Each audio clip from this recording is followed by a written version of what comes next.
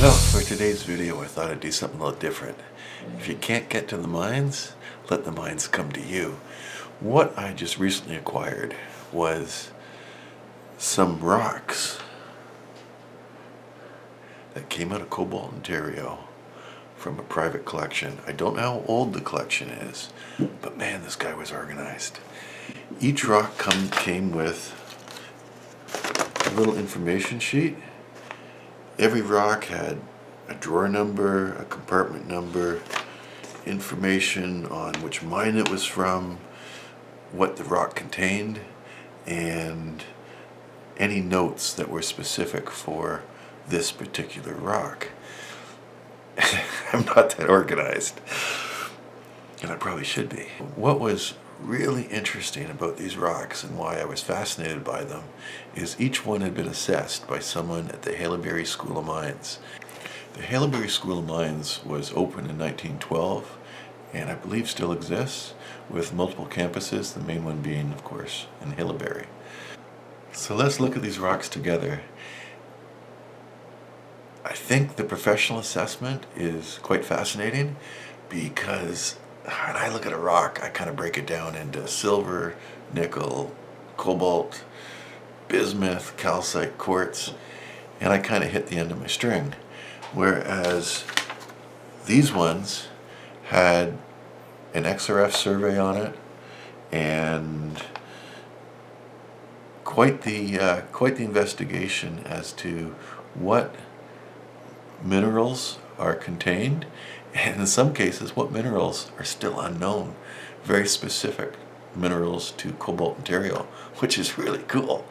So let's take a look at these and have some fun. Okay, so the first rock, I would have agreed there's silver. See that there and there and there? There's silver extruding from this specimen. Probably a plate in here. But there's silver all through this rock. But you notice anything special about it? See up in here? That is a pseudomorph. That is where native silver has replaced another fibrous crystal and taken its shape.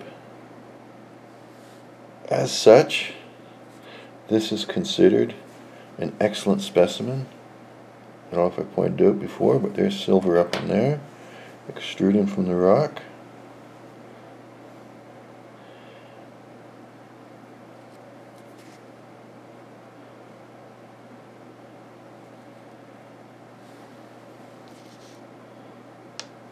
So by the way, this rock came from the O'Brien mine in Cobalt, Ontario. So this is a rock from the Crown Reserve. It's anabergite, urethorite, and calcium. Overall, he calls this rock chlorantharite. And I've looked at the Crown Reserve. It's been well picked over, and I couldn't find anything there. So I'm happy to have a sample. This rock from the Lumsden mine is simply identified as native silver.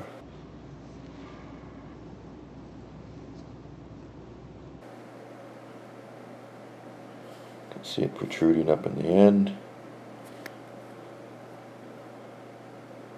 Nice looking rock. This rock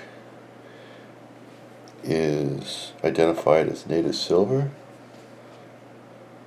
and it is from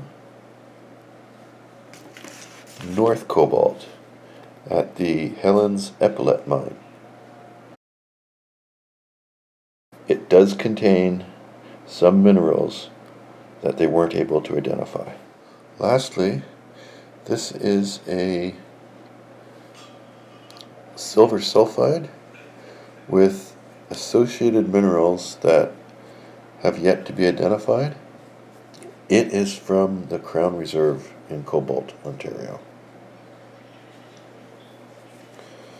But you can definitely see the silver on it.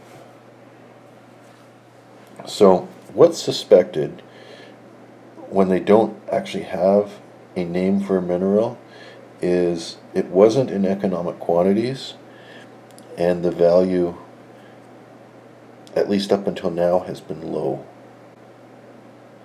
So no one was really interested in feeding this information into their identification equipment. But there's your native silver all up and through here. Nice. So that was my little adventure, and I thank you for watching.